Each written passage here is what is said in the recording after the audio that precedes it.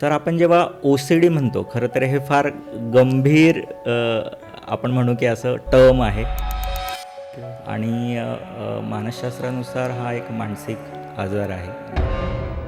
OCDचे काही असे basic symptoms आहेत का, म्हणजे आपण हे दिसतील तर ॲटलिस्ट सायकोलॉजिस्टकडे गेलं पाहिजे? काही पेशंट नंतर आम्ही असे बघितले की त्यांनी अगदी एका दिवसामध्ये 5-5 लिटर 10-10 लिटर हँड सॅनिटायझर संपवलेलं आहे. आजीकडं पाहिलं की विचार येतात, ठीक आहे. मला आईकडं बघितलं की विचार येतात, किंवा ह्या आत्ताच यांचा झाला पाहिजे.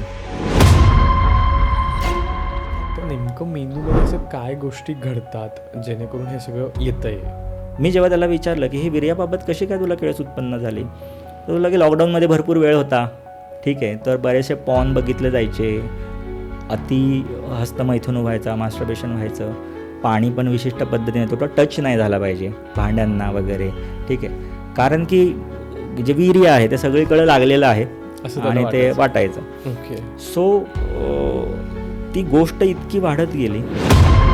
काही त्याला गोष्टी आहेत का की या करून आपण ट्रीट करू शकतो?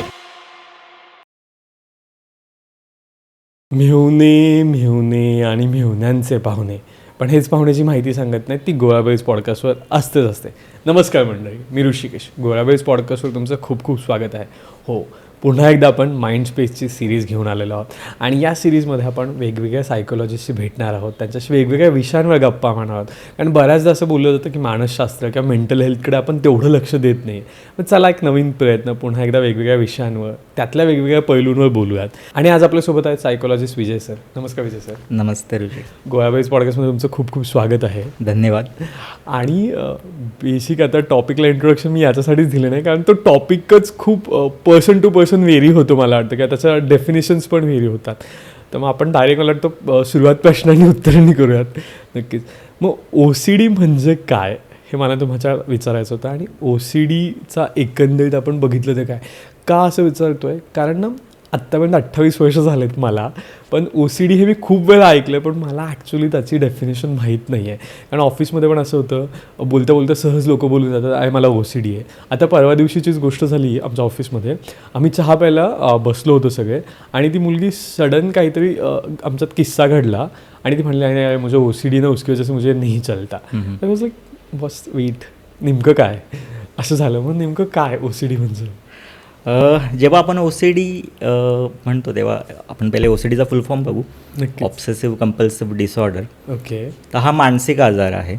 आणि तुम्ही जे सांगितलं की लोक कॉमनली बोलताना ही टर्म यूज करतात, बरोबर आहे. आत्ताचं जनरेशनमध्ये एखादं छोटीशी सवय असेल आणि ते कंटिन्यूस होत असेल तर बोलतात की मला अमुक अमुक गोष्टीचा OCD आहे, जसं की स्वच्छतेचा OCD कॉमनली बोललं जातं. पण OCD हा जेव्हा मानसिक आजार आपण जेव्हा म्हणतो, सो OCDमध्ये सतत एखाद्या क्रियेमध्ये अडकणं होतं, ठीक आहे. पण ते मनाविरुद्ध असतं, त्याच्यामध्ये प्लेजर नसतं. ओके. एक तर भीती असते, चिंता असते की काहीतरी चुकीचं घडेल, काहीतरी वाईट घडेल, किंवा एखादी गोष्ट घाण ती मला हार्मफुल ठरेल. OCDमध्ये अशा पद्धतीचे विचारांची एक चेन असते. इमोशन्स जे असतात ते भीतीदायक असतात. तो अनुभव जो असतो तो त्या व्यक्तीला अस्वस्थ करणारा असतो. पण आपण जेव्हा एखादी सवय म्हणतो, सवय ही माणसाला आनंद देणारी असते, बरोबर, ठीक आहे. आपण जर अगदी म्हणलं की सवय म्हणजे काय, तर वारंवार जेव्हा आपण एखादी कृती करतो आणि मग ती एका पॅटर्नमध्ये बदलते, म्हणजे ऑटोमॅटिकली आपण ती गोष्ट करतो. की फॉर एक्झाम्पल सकाळ झाली आणि मी चहा करतो आहे आणि ती चहा पिल्यानंतर मला छान वाटतं, तरतरीत वाटतं, तर ही झाली सवय. आणि सवयीतनं मला तो आनंद मिळतो आहे, म्हणजे आपण ज्याला म्हणतो की रिवॉर्ड मिळतो आहे, आणि मी एव्हरीडे ते करतो. तर त्याच्यामध्ये कुठंही डिस्कम्फर्ट नाही आहे, भीती नाही आहे, चिंता नाही आहे. तर OCD आणि रोजच्या सवयी मेनली त्याच्यामध्ये हे 2 फरक आहे. ओके. तर आपण जेव्हा OCD म्हणतो, खरं तर हे फार गंभीर आपण म्हणू की असं टर्म आहे. ओके. आणि मानसशास्त्रानुसार हा एक मानसिक आजार आहे, ज्यामध्ये बरेचशी लोक जे आहेत भारतामध्ये आत्ता साधारणतः 3% लोक यातनं सफर होत आहेत, लोकसंख्येच्या 3%. ओके. पण सर, आता जसं तुम्ही म्हणालात की OCDमध्ये भीती पण वाटते, मग एन्झायटी आणि OCDमध्ये वेगळा फरक काय हे पण जाणून घ्यायला आवडेल. कारण एन्झायटीमध्ये पण भीती वाटत असते, लोकांना फील बॅड होत असतं. मग सिमिलर आहेत का OCD, का काही वेगळ्या स्टेजेसमध्ये आहे का, असं काय आहे का? नाही, मुळीच नाही, सिमिलर नाही आहे. ओके. OCDमध्ये काय होतं की माझ्या मनामध्ये एखादा विचार येतो आणि तो विचार कसा असतो तर माझ्या मनाविरुद्ध असतो, तो मी टाळू शकत नाही. मग तो विचार भीतीदायक असू शकतो, अस्वस्थ करणारा असू शकतो आणि जो टाळता न आल्यामुळं मला एखादी कृती करावीशी वाटते त्यातनं. ओके. कारण की ती कृती केल्यानंतर मला त्या विचारांमधनं किंवा त्या फिलिंगमधनं सुटका मिळते, म्हणजे मला तात्पुरतं बरं वाटतं. ठीक आहे. आणि माणसाच्या इच्छेविरुद्ध हे सगळं होत असतं, भीतीतून हे होत असतं. आणि सवयी आपण ज्या म्हणतो किंवा नॉर्मल एन्झायटी तुम्ही जे म्हणलं, एन्झायटी म्हणजे मला परीक्षेला जाण्यापूर्वी जी एक भीती असते आणि त्या भीतीतून मी खरं तर व्यवस्थित तयारी केलेली असते, अभ्यास केलेला असतो आणि ज्यामुळे मी पेपरमध्ये किंवा एक्झाममध्ये मी चांगलं परफॉर्म करू शकतो. ती एक हेल्दी आपण म्हणू शकतो की एन्झायटी जी आहे एका लिमिटपर्यंत हेल्दी असू शकते. पण OCDमध्ये एन्झायटी ही हेल्दी नाही आहे, ती अनहेल्दी पर्यंत गेलेली असते. ओके. पण आता जसं OCDमध्ये तुम्ही सवयी पण बोललात, म्हणजे आता मी बघितलं आहे लोकांना क्लिनिंगची खूप असते. म्हणजे आता ऑफिसचंच उदाहरण घेतो मी.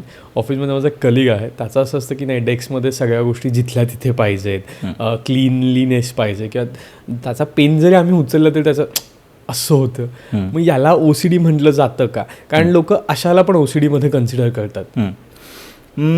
खरं तर आपण आत्ता तुम्ही थोड्या वेळापूर्वी म्हणले की काही लोकांना सवयी असतात. ठीक आहे.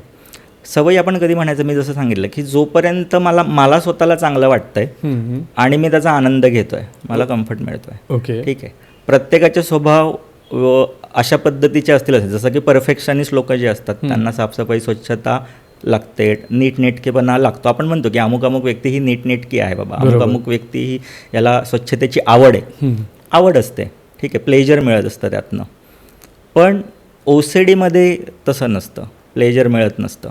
सो जेव्हा एखादी व्यक्ती एखाद्या सवयीमध्ये 1 तासापेक्षा पण जास्त गुंतून राहत असेल आणि त्याच्याने त्याचं पर्सनल लाईफ हॅम्पर होत असेल, वर्किंग लाईफ हॅम्पर होत असेल, नातेसंबंधांमध्ये बिघाड होत असेल, तर आपण समजायचं की हा रेड फ्लॅग आहे आणि तो OCD तर नाही ना, हा विचार आपण केला पाहिजे. ओके. कारण की मी बऱ्याच अशा केसेस बघितल्या आहेत की नातेवाईक सुरुवातीला सवय आहे किंवा त्याचा स्वभावच तसा आहे असं म्हणून त्या व्यक्तीचा एक प्रकारे तो आजार वाढवत असतात. किंवा कानाडोळा केलेला असतो किंवा त्या आजाराविषयी पुरेशी माहिती नसते. नक्कीच. त्यामुळे तो आजाराचं लक्षणं जे आहेत ते वाढत राहतात. सो मला असं वाटतं की तुमच्या दैनंदिन आयुष्यातल्या सवयी ज्या आहेत, ठीक आहे, जसं तुम्ही म्हटलं की नीटनेटकेपणा, सो तिथं प्लेजर जर असेल, आनंद जर मिळत असेल त्या व्यक्तीला स्वतःला, आणि तो इतरांवर पण कंपल्शन करत नसेल की तुम्ही पण करा, तर ते तिथपर्यंत हेल्दी आहे. पण OCDमध्ये ते इतरांवर कंपल्शन जास्त असतं. मला म्हणायचं होतं की OCDमध्ये जनरली असं होतं की एक टाईम नंतर असं होतं की मी हे करतो ना, तुम्ही पण केलं पाहिजे, आणि कुठेतरी नाही केलं तर मग ते स्वतःला वाईट वाटायला लागतं. किंवा म्हणजे आता घरातलंच उदाहरण घ्या ना, बऱ्याच लोकांचं असतं की पायपुसणी पण नीट पाहिजे, नाही ठेवली तर ते 4 वेळा जाऊन ती पायपुसणी नीट करायला जातात. किंवा घरातल्या काही गोष्टी असतात, म्हणजे आता ड्रेसिंग रूमच्या कोंब असतील, काही क्रीमचे पॉकेट्स असतील, ते लोक म्हणजे मुलं इकडे तिकडे ठेवतात, मग परत ते क्लीन करून जागेवर ठेवले जातात. ते थोडे दिवस होतात, नंतर मग त्याची चिडचिड होते, मग तुम्ही असं का नाही केलं. किंवा ओला टॉवेलचं एक्झाम्पल आहे, मग त्याची पण चिडचिड होते. मग हे कुठेतरी OCDमध्ये कन्व्हर्जन होताना म्हणू शकतो का? आपण तसं म्हणू शकतो की त्या दिशेने म्हणजे ते ट्रेट्स जे आहेत ते वाढत जातात. म्हणजे आपण खतपाणी जे म्हणतो की हे स्वभावातले गुण पण असतात किंवा वातावरण पण असतं. काही घरामध्ये वातावरण असतं असं अति नीटनेटकेपणा, स्वच्छतेचं. बरोबर. पण जेव्हा इतर लोकांशी मॅनेज करताना अडचणी येतात आणि मग तिथं चिडचिड व्हायला लागते, अस्वस्थच वाटायला लागतं मला. ओके. सो ही शक्यता असते की ही सवय तुमची नंतर OCDमध्ये रूपांतरित होणार आहे. ओके, आलं लक्षात. पण मग OCDचे काही असे बेसिक सिम्पटम्स आहेत का, म्हणजे आपण हे दिसतील तर ॲटलिस्ट सायकोलॉजिस्टकडे गेलं पाहिजे बुवा, की असं वाटलं तर ही जेव्हा अवास्तव भीती वाढते तेव्हा काही लक्षणं आपल्याला दिसायला लागतात की एकतर ती व्यक्ती एकाच क्रियेमध्ये तासनतास गुंतलेली असते. फॉर एक्झाम्पल हात धुणं, ठीक आहे, फिअर ऑफ कंटामिनेशन असतं याच्यामध्ये, तर ती व्यक्ती तास भर 1.5 तास 2 तास 3 तास अगदी आम्ही पेशंट असे बघितले की ते 4-4 5-5 तास हात धुण्यामध्ये व्यस्त आहेत किंवा एखादी वस्तू स्वच्छ करण्यामध्ये ते व्यस्त आहेत आणि याच्यामध्ये त्यांचा अख्खा दिवसही जातो. ओके. आणि ते प्रचंड मानसिकरित्या थकलेले असतात, ठीक आहे, शारीरिकरित्या थकलेले असतात. त्यांची इच्छा नसताना ते मनाविरुद्ध ते करत असतात, कारण की ती कृती जी असते ज्याला आपण कंपल्सिव्ह ॲक्शन म्हणतो, ती कृती करण्यातून त्यांना तात्पुरतं बरं वाटतं. ओके. पण जेव्हा तात्पुरतं बरं वाटतं, तात्पुरता रिलीफ वाटतो त्या अस्वस्थतेमधनं, परत एखादा डाऊट तयार होतो, परत माझ्या मनामध्ये शंका येतात आणि मी परत त्याच क्रियांमध्ये गुंतून राहतो. त्यामुळं ते म्हणतो की वेळ जाण्याचं प्रमाण जे आहे ते वाढत राहतं. सो आजूबाजूला जर अशी व्यक्ती असेल की त्याचं अशा क्रियांमध्ये जास्तीत जास्त वेळ जातो आहे, ठीक आहे, किंवा आंघोळीला गेल्यानंतर तो 2-2 तास 3-3 तास आंघोळच करत बसलेला आहे, किंवा साबण म्हणजे वड्याच्या वड्या माणसांनी संपवलेले आहेत की एक वडी आणलेली आहे आणि ती एका दिवसात संपलेली आहे, इथपर्यंत ती साबणाची वडी वापरत बसतात. किंवा हँड सॅनिटायझर, म्हणजे आता कोविडमध्ये जी परिस्थिती निर्माण झाली होती, बऱ्याच लोकांना सुरुवातीला हँड सॅनिटायझरची सवय लागली होती, पण ज्याच्यामध्ये काही लोक जी अशी होती की त्यांना अति साफसफाई स्वच्छतेचे ट्रेड्स होते, पण नंतर त्याचं OCDमध्ये रूपांतर झालं. ओके. सो काही पेशंट नंतर आम्ही असे बघितले की त्यांनी अगदी एका दिवसामध्ये 5-5 लिटर 10-10 लिटर हँड सॅनिटायझर संपवलेलं आहे. म्हणजे स्वतःचे हात धुण्यापासनं तर घरातल्या इतर सगळ्या वस्तू स्वच्छ करण्यापासनं ते त्याच्यामध्ये गुंतलेलेच आहेत. तर मेजर आपण जे लक्षण म्हणतो की वेळ जाणं, ठीक आहे, आणि सतत पाण्यामध्ये राहिल्यामुळे त्या व्यक्तींचे हात पाय अक्षरशः त्वचेला बुरशी आलेली असते, ठीक आहे. सर असं जर काही तुम्हाला आढळून येत असेल तर आपण समजायचं की ह्या व्यक्तीला OCDचा त्रासाला सुरुवात झालेली आहे. ओके. पण आता सर जसं तुम्हाला हात धुण्याला आलात, कारण कोविडमध्ये हे खूप बघितलं आणि कोविडच्या नंतर हे प्रमाण नक्कीच वाढलं. म्हणजे आजही मी बघतो लोक सॅनिटायझरची बॉटल घेऊन फिरत असतात आणि 5-5 मिनिटाला असं चोळतात, किंवा काही लोक असेही मी ऑफिसमध्ये बघतो किंवा आजूबाजूला बघतो की 5-5 10-10 मिनिटाला जाऊन हात धुवून येतात. म्हणजे काही टच झाला आहे किंवा काहीतरी गोष्ट हाताळली आणि लगेच हात धुवून येतात. त्या वर्षात असे लोक बघतो जेवताना सुद्धा हात धुत नाहीत. म्हणजे मग हे असं ही कृती ही जी 5-5 मिनिटाला होती, म्हणजे पूर्ण 1-1.5 तास त्याच्यात नाही होते, पण एक 5-10 मिनिटांनी होते किंवा एक अर्ध्या तासाने रिपीट होती, मग याला पण आपण OCDमध्ये कन्व्हर्जन आहे किंवा असं म्हणू शकतो का? असं नाही म्हणू शकत आपण, कारण की आपण म्हणतो की सवयींचा भाग, मेंदू आपली ऊर्जा वाचवण्यासाठी एक पॅटर्न तयार करत असतो, बरोबर, आणि त्याचं सवयींमध्ये रूपांतर करतो. ओके. ठीक आहे. तर ह्या सवयी जेव्हा ट्रिगर होते एखादी गोष्ट, तर ती कृती केल्यानंतर आपल्याला त्यातनं बरं वाटत असतं, आनंद मिळत असतो. तर मी जे सांगितलं की OCD आपण कधी म्हणायचा 1 तासापेक्षा पण त्याच्यामध्ये जर वेळ जात असेल आणि त्याच्यामध्ये त्या व्यक्तीचं वैयक्तिक आयुष्य, ठीक आहे, प्रोफेशनल आयुष्य आणि कौटुंबिक आयुष्य याच्यावर जर परिणाम होत असेल तर आपण म्हणू शकतो की बाबा ह्या व्यक्तीला OCD आहे. पण जर तुम्हाला थोड्या वेळाने हात धुण्याची सवय पण त्याचा त्रास तुम्हाला नाही आहे, इतरांना नाही आहे, तोपर्यंत काहीच हरकत नाही. मग OCD असा कोणाला होऊ शकतो असं काय आहेत का? म्हणजे या एज ग्रुपनंतर जास्त बघायला मिळतो, या एज ग्रुपपर्यंत नसतो किंवा असं आहे? कारण आत्तापर्यंत मी जसं म्हणाल मी फक्त शब्द ऐकला आहे तो. मग तुम्ही कसं सांगतात किंवा कसे पेशन्स दिसतात व्हेरिएशन्समध्ये? आता OCD कोणाला होऊ शकतो तर OCD कोणालाही होऊ शकतो. ओके. ठीक आहे. सगळ्यात महत्त्वाचा जो रोल आहे तो म्हणजे जेनेटिक्सचा रोल. ओके. की ज्यांच्या घरामध्ये कुटुंबामध्ये OCDचा ऑलरेडी कोणाला तरी आजार असेल, डायग्नोस्ड असतील ते, तर पुढच्या पिढीमध्ये तसे ट्रेट्स पास ऑन होण्याची शक्यता ही खूप जवळची धरली जाते. ओके. ठीक आहे. दुसरं रिझन आहे की घरातलं वातावरण. काही घरांमध्ये अतिशिस्तीचं वातावरण असतं, साफसफाई स्वच्छतेचं असतं, तर कुठेतरी त्या स्वभावाला खतपाणी मिळत जातं वर्षानुवर्ष आणि मग त्या व्यक्तीमध्ये ते ट्रेट्स निर्माण व्हायला लागतात. तिसरी गोष्ट आहे की मेंटल ट्रॉमा. ठीक आहे. इमोशनल काही ट्रॉमा असेल, सतत एखादी व्यक्ती सतत ताणाच्या परिस्थितीमधनंच जात असेल, तर अशा आपण म्हणतो की गोष्टी एकत्र जर आल्या तर त्या व्यक्तीला OCD होण्याची दाट शक्यता असते. तर OCD हा आजार कोणालाही होऊ शकतो, पण मी जे सांगितलं की जेनेटिक बॅकग्राऊंड जी आहे आणि ताण, ह्या 2 गोष्टी मेन रोल प्ले करतात. ओके. आणि मग रिस्क फॅक्टर काय असू शकतो OCDचा जर लवकर क्युअर नाही केलं किंवा त्याच्याकडे लवकर तितकं चांगलं लक्ष नाही दिलं तर? रिस्क फॅक्टर OCDमध्ये असा आहे की बहुतेक पेशंटमध्ये आम्ही बघितलेलं आहे की OCD सोबत त्यांना कोमॉर्बिडिटी डिप्रेशन या आजाराची असते. ओके.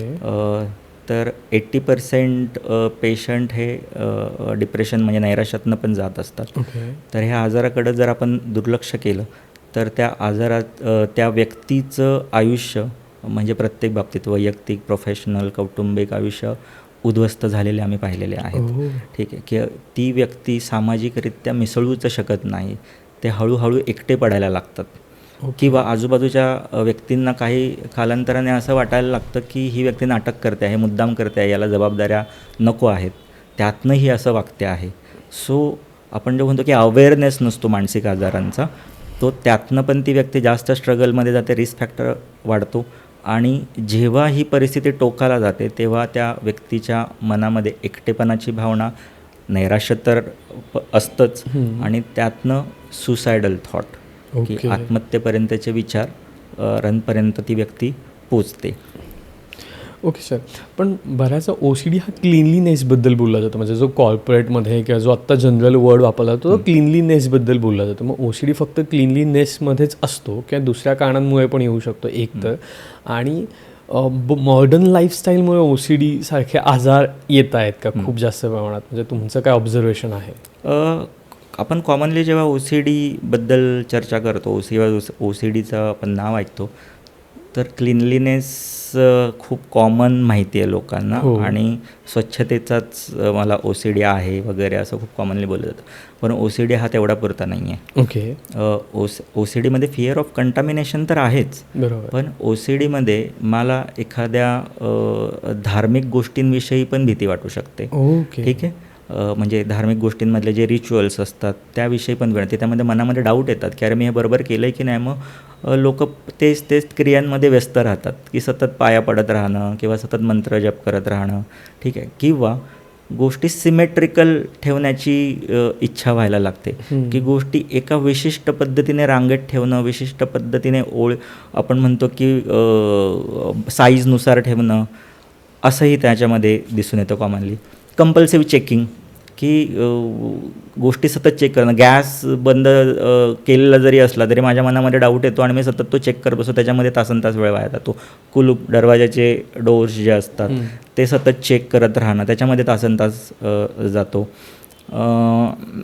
आजाराचे काही जसं की कॅन्सरसारखा आजार असेल किंवा हार्ट अटॅक असेल तर शारीरिक लक्षणांविषयी मनामध्येही खूप डाऊट यायला लागतात आणि त्यामुळे मी सतत डॉक्टरांकडे जायला लागतो. तो कंपल्सिव्ह ॲक्टच होऊन जातो की डॉक्टरांकडे गेल्याशिवाय मला बरंच वाटत नाही. ठीक आहे. सो आम्ही असेही रुग्ण बघितलेत की फायलीच्या फायली अशा गठ्ठा जमवलेला आहे, सगळे रिपोर्ट नॉर्मल आहेत, पण आम्ही त्याला म्हणतो की डॉक्टर शॉपिंग करून आलेला आहे. ठीक आहे. सो इंट्रुझिव्ह थॉट हा एक मेन रोल प्ले करतो OCDमध्ये, की ज्याला आपण म्हणू की मनाविरुद्धचे किंवा आपले एक मूल्य ठरलेले असतात माणसाचे, माणूस म्हणून. सो त्या मूल्यांविरुद्धचं त्याला विचार यायला लागतात की मी कोणाचा तरी खून करेल की काय, मी कोणाला तरी भोसकेल की काय, किंवा माझ्याकडनं चुकीचा काहीतरी टच होईल की काय समोरच्याला, किंवा मी माझ्या जवळच्या लोकांना काहीतरी करेल की काय. हिंसक पद्धतीचे विचार त्याच्यामध्ये असतात. तसेच लैंगिक विचारही त्याच्यामध्ये असतात आणि तेही हिंसक पद्धतीचे असू शकतात. जवळच्या लोकांबद्दल, जवळच्या नात्यांमधल्या लोकांबद्दल, देवांबद्दल लैंगिक विचार येऊ शकतात. ठीक आहे. सो इतके प्रकार हे OCDमध्ये आहेत की आपण म्हणतो की OCD हे फक्त स्वच्छतेपुरतं नाही आहे, तर अशा विविध सवयी की लोक किंवा पेशंट आमच्याकडे घेऊन येतात. ओके. मग OCDमध्ये काही कॉमन टाईप किंवा काही प्रकार असे जाणवतात का की हे बाबा प्रकार आहे, त्याचं असं डिव्हिजन, वर्गीकरण होऊ शकतं? कॉमन टाईप आहेत OCDमध्ये जे आम्ही जनरली बघतो. तर जसं मी सांगितलं की स्वच्छतेचा OCD हा कॉमन दिसून येतो. ओके.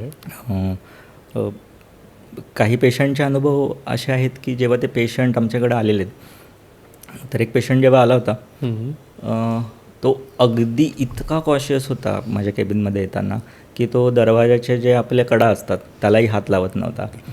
तो प्रत्येक फरचीवर पाय ठेवून जपून येत होता. त्याच्या हातामध्ये ग्लोव्ज, तो निळ्या कलरचे जे ग्लोव्ज असतात ते तो घालून आला होता. आणि मला त्याने सुरुवातीला प्रश्न केला की सगळं व्यवस्थित साफसफाई तर झाली आहे ना, काही प्रॉब्लेम तर नाही आहे ना. मी म्हणलं का असं का विचारताय तुम्ही. नाही म्हणजे क्लिनिकमध्ये खूप वेगवेगळ्या पद्धतीची लोकं येत असतात, त्यांना खूप काय काय झालेलं असतं. सो मला थोडंसं ते विचारल्याशिवाय राहत नाही हो सर.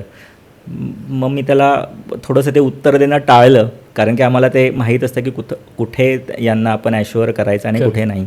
तर सुरुवातीला एक थोडासा रॅपो एस्टॅब्लिश होण्यासाठी मी त्याला तात्पुरता ॲश्युरन्स दिला आणि मग नंतर लक्षात असं आलं की ती व्यक्ती जी आहे म्हणजे ती गेल्या 2-3 वर्षापासून घरातली प्रत्येक गोष्ट स्वच्छता करतेच, पण पूर्ण कुटुंबाला ती फिरवत होती. की म्हणजे अगदी बायको जरी बाहेरून आली तरी तिला कंपल्सरी हातपाय धुवायला लागणं, अंघोळ करायला लावणं, ठीक आहे.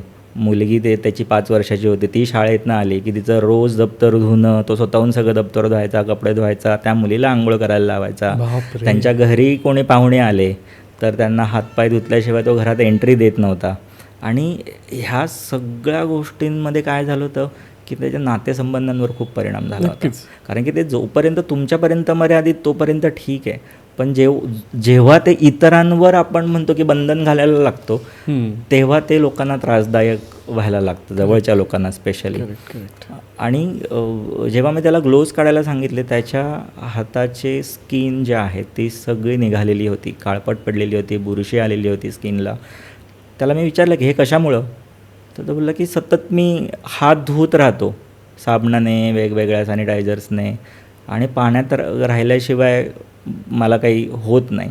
तर दिवसभर माझा जास्त वेळ जर तुम्ही विचाराल सर, तर माझा दिवसभर हा बाथरूममध्ये, बेसिनच्या इथे असंच जात असतो.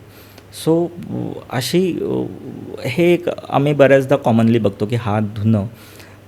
दुसरं जे आम्ही कॉमनली बघतो, गोष्टी व्यवस्थितपणे लावणे एका ओळीमध्ये. म्हणजे पुस्तकांची उंची, त्याची जाडी त्या पद्धतीने एक ठेवण्याची सवय असते लोकांना. ठीक आहे. शेल्फमध्ये ते पुस्तक अशाच पद्धतीचं असलं पाहिजे. घरातल्या वस्तू ज्या असतात आपण अरेंज केलेल्या असतात त्यांची अरेंजिंग व्यवस्थित, म्हणजे त्या लोकांना थोडंसंही 1 इंचही इकडचं तिकडचं चालत नाही. ओके. ठीक आहे.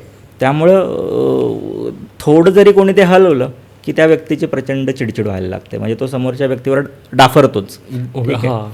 सो हे एक आम्ही कॉमनली बघतो. इंट्रुझिव्ह थॉट्स जे असतात की हिंसक विचार, मनाविरुद्ध येणारे जे विचार असतात ते आम्ही कॉमनली बघतो. की आता माझ्याकडे एक ॲडोलसंट एजमधला मुलगा आला होता आणि जवळजवळ मी त्याला पूर्ण कोविडमध्ये ट्रीट केलं होतं. 3 वर्ष त्याला मी ट्रीट केलं होतं. सिव्हिअर कॅटेगरीमधला OCD होता. ओके. सुरुवातीला ॲडोलसंट एजमधले जे सगळे कंप्लेंट्स असतात की मुलांचं वर्तणूक, बोलणं, उद्धटच बोलतो, रागरागच करतो, चिडचिडच करतो आणि सतत एखाद्या गोष्टींमध्ये बिझी असतो, सतत हात धुतो, आंघोळीला खूप वेळ लावतो, असं जेव्हा कंप्लेंट्स यायला लागल्या तेव्हा मी एकदम अलर्ट मोडवर गेलो की हे थोडंसं वेगळं, हे फक्त ॲडोलसंट एजमधलं नाही आहे, तर हे थोडंसं वेगळं पण वाटतं आहे. ओके. आणि मग जेव्हा आपण केस हिस्ट्री आणि थोडंसं ह्या अँगलने जातो तेव्हा माझ्या लक्षात आलं की त्याला बऱ्याच पद्धतीची लक्षणं आहेत. त्यातला मेनली जो होता, जो इंट्रुझिव्ह थॉट जे होते त्या पद्धती, त्याला विचार असे यायच्या की माझ्या जवळचे जी लोकं आहेत, म्हणजे फेवरेट, तो फेवरेट हा शब्द फार वापरायचा. ओके. की माझ्या जवळचे फ्रेंड, म्हणजे कोण फेवरेट आहेत तुझ्या जवळच्या? तो बोलला की माझी ग्रँडमदर, माझी आजी खूप फेवरेट आहे जवळची, आई आहे फेवरेटची. आणि म्हणे की ह्या लोकांच्यावर माझं इतकं प्रेम आहे, पण मी माझ्यासारखा वाईट मुलगा नाही आणि माझ्यासारखा वाईट नातूही नाही आहे. ठीक आहे. सो असं तो बोलल्यानंतर मी थोडंसं मला अजून त्याला विचारावं असं वाटलं की तू असं का बोलतो आहे बरं? तो बोला की सर मी आजपर्यंत कोणाला हे सांगितलेलंच नाही आहे, मी सांगू शकलेलो नाही आहे, तर मी जेव्हा हे तुम्हाला सांगेल तर तुम्ही माझ्याकडे कशा नजरेने पाहाल हे मला माहीत नाही आहे, तुम्ही मला कसं ट्रीट कराल, तुम्ही मला जज कराल, असे सगळे बऱ्याच त्याने शंका बोलून दाखवल्या. मग त्याला थोडंसं ट्रस्ट वाटल्यानंतर त्याने असं सांगितलं की मला आजीकडं पाहिलं की लैंगिक विचार येतात. ठीक आहे. मला आईकडं बघितलं की लैंगिक विचार येतात, किंवा यांचा मृत्यू झाला पाहिजे, किंवा डोळ्यासमोर काहीतरी असे हिंसक विचार येतात की बाबा एखादं रोड रोलर यावं आणि त्याच्याखाली ह्या सगळ्यांना टाकावं आणि मारून टाकावं. आणि माझे घरातले पेट्सही फेवरेट आहेत, त्याच्याकडे 4-5 मांजरी होत्या, त्या सगळ्या मांजरांना घ्यावं आणि त्या सगळ्यांना चेचून काढावं, रोड रोलर खाली टाकावं. तो मी असा सगळा जर विचार करत असेल तर मी किती वाईट मुलगा आहे, ज्यांनी मला अनकंडिशनली प्रेम केलेलं आहे, तर मला जगण्यात काय अर्थ वाटत नाही. त्यामुळे त्याला सुसायडल थॉटही त्यावेळेला यायला लागले होते. ओके. आणि जेव्हा मग मी त्याला सांगितलं की नॉर्मल विचारांमधला फरक आणि OCD ह्या त्रासातला फरक, ज्याला आपण सायको एज्युकेट करणं म्हणतो, बरोबर. सो तेव्हा त्याला ते हळूहळू रिअलाईज व्हायला लागलं की हा विचार जे आहेत, हे सगळे हिंसक विचार जे आहेत, हे सगळे आजारातले विचार आहेत. तर असे बरेच इंट्रुझिव्ह थॉट्स जे असतात, म्हणजे माइल्डपासून तर सिव्हिअर कॅटेगरीमधले, ते बऱ्याच लोकांना येत असतात. तर कंटामिनेशन रिलेटेड, इंट्रुझिव्ह रिलेटेड हे कॉमन आम्ही, आणि सिमेट्रिकल रिलेटेड हे आम्ही कॉमनली बघतो OCD मध्ये. ओके. सो मग इंट्रुझिव्ह थॉट येण्यामागे OCD मध्ये काही रिझन्स असू शकतात का? म्हणजे चाइल्डहुड ट्रॉमा म्हणा, किंवा काही गोष्टी तुम्ही नको त्या वयात बघितल्या गेलेल्या आहेत म्हणून म्हणा, किंवा तुम्ही खूप असं हिंसक गोष्टी TV वर किंवा मूवीजमध्ये बघितल्यात म्हणून, जसं की तुम्हाला सापडतात का? म्हणजे काही आहे का तसं? खरं मी जसं आधी सांगितलं की याच्यामध्ये कॉमनली जेनेटिकल बॅकग्राऊंड हा बराचसा रोल प्ले करतो, आणि त्या व्यक्तीमध्ये असलेले ट्रेट्स, आणि मेंदूमध्ये असा काही विशिष्ट भाग असतो की त्याची फिल्टर करण्याची क्षमता स्लो डाऊन होते. ओके. ठीक आहे. सो जे फुलिश थॉट असतात, जे गरजेचे नसतात, तर तेही आपल्या कॉन्शियस लेवलला यायला लागतात. म्हणजे ते फिल्टर जे आहे ते वर्क करणं स्लो होऊन जातं किंवा बंद पडतं. ओके. ज्यामुळे जे गाळायचे विचार असतात, नको असलेले विचार असतात, तर तेही त्या व्यक्तीला जाणवायला लागतात. बरोबर. आणि ज्यामुळं एन्झायटी खूप जास्त वाढायला लागते, ती व्यक्ती अस्वस्थ व्हायला लागते. सो ही आपण म्हणतो की आपण म्हणतो की न्यूरोलॉजिकल त्याच्यामध्ये काही कारणं आहेत, जेनेटिकल काही कारणं आहेत, आणि स्ट्रेस, ह्या 3 गोष्टी मेजर रोल प्ले करतात त्याच्यामध्ये. तर काही लोकांना गोष्टी नीटनेटक्या ठेवणं, आपण म्हणतो की ऑर्गनाइज ठेवण्याचाही OCD असतो. बरोबर. तर एक लेडी होती, आणि जेव्हा तिला विचारलं की जास्त वेळ कुठल्या कृतींमध्ये जातो तुझा, सर म्हणजे माझा जास्त वेळ हा कपाट लावण्यामध्येच जातो. ओके. ठीक आहे. म्हटलं किती वेळ घालवता तुम्ही त्या ह्याच्यामध्ये, तर म्हणे सुमारे दिवसातले 3 ते 4 तास. ठीक आहे. म्हटलं का बरं वाटतं असं तुम्हाला, तर म्हणे मी जेव्हा कपडे रचायला जाते तर माझ्या डोक्यामध्ये असं वाटतं की माझे आणि माझ्या मुलींचे कपडे हे एकत्र येऊ नयेत आणि टच पण होऊ नयेत. ठीक आहे. तर ती जेवढ्या पण वेळा घड्या करून त्या कपाटामध्ये ठेवायची, तर ऑब्वियस आहे की त्या कपाटाची जागा आणि कदाचित त्यामुळे ते एकमेकांजवळजवळ ते कपडे ठेवावे लागत असतील, तर ते टच होत असतील. तर म्हटलं की टच झाल्यानंतर तुला काय वाटतं. सो तिच्यामध्ये एक असा हिडन थॉट प्ले व्हायचा की माझं बॅड लक आहे, सो माझं बॅड लक यांच्यामध्ये ट्रान्सफर होऊन जाईल. बापरे. ठीक आहे. सो असा एक इंट्रुझिव्ह थॉट तो रोल प्ले करत होता, फिअर रोल प्ले करत होता त्यातनं, आणि ज्यामुळे ती जितक्या वेळा पण ते टच व्हायचा, ती तितक्या वेळा ते सगळे घड्या काढायची, परत ती स्टार्ट करायची पहिल्यापासून. ओके. ठीक आहे. दुसरं तिच्यामध्ये असं कंपल्शन होतं की सगळे कपडे व्यवस्थित ठेवलेत ना, की म्हणजे अगदी काटकोनातच ते असले पाहिजे, ह्याच विशिष्ट पद्धतीनेच त्याची घडी केली पाहिजे, असं एक तिचं कंपल्शन होतं. बरं, आणि हे सगळं ठेवल्यानंतर, कपाट बंद केल्यानंतर परत तिच्या डोक्यामध्ये एक असं चेकिंग कंपल्शन निर्माण व्हायचं की बाबा मी अमुक कपडा विसरली तर नाही ना ठेवायला, सो परत एकदा चेक करा. ठीक आहे. सो परत ती कपाट उघडायची, परत सगळे कपडे चेक करायचे की हां सगळे कपडे आहे, व्यवस्थित ठेवलेले आहे. परत कपाट बंद झालं, थोडंसं ती दुसऱ्या कामात लागले की परत ते एक ऑब्सेशन निर्माण व्हायचं. ठीक आहे. सो वेळेस तर घरच्यांनी जर ते हलवलं असेल चुकून, किंवा चुकून एखादं हे झाल्यानंतर मग चिडचिड होणं किंवा बाकीच्या गोष्टी होणं किंवा मानसिक त्रास होणं तर साहजिकच असेल. हो, याच्यामध्ये घरचे प्रचंड सफर होतात. मेन ती व्यक्तीही स्वतः सफर होत असते खरं तर. त्याच्यामध्ये असं होतं की त्या व्यक्तीचं बाकीच्या ज्या जबाबदाऱ्या असतात त्याच्यामध्ये, जसं की तिला एक लहान मुलगी होती, तर तिची काळजी घेणं, तिच्याकडे बघणं, लक्ष ठेवणं, घरामध्ये ज्येष्ठ व्यक्ती होत्या त्यांच्या. सो जे एक रुटीन असतं ते रुटीन सगळं डिस्टर्ब झालं. कारण की जर तुमचा दिवस हा फक्त 4 तास कपाट लावण्यातच जात असेल, तर तुम्ही स्वयंपाक कधी करणार, इतर मेंबर्सची काळजी कधी घेणार किंवा तुम्ही स्वनिगा आपण जी म्हणतो त्याकडं कधी लक्ष देणार. सो याच्यामुळं काय व्हायचं की त्या घरच्यांमध्ये संबंधांमध्ये तणाव आला होता. घरच्यांना असं वाटायचं की बाबा तुझ्या ह्या सवयी ज्या आहेत ह्या तर खूप आता वाढलेल्या आहेत, तू अति करते आहेस, इतकं काय म्हणजे त्याच्यामध्ये त्यांना ते कळतच नव्हतं की हा आजाराचा भाग आहे. आणि तिला ते सांगता येत नव्हतं की माझ्या मनामध्ये जे शंका येतात, डाऊट्स येतात ते मला कंट्रोल करता येत नाही आणि मला हे करावंच लागतं आहे. ठीक आहे. सो त्या व्यक्तीलाही ती जाणीव नसते. सो अशामध्ये बऱ्याच गोष्टींवर तो परिणाम होतो.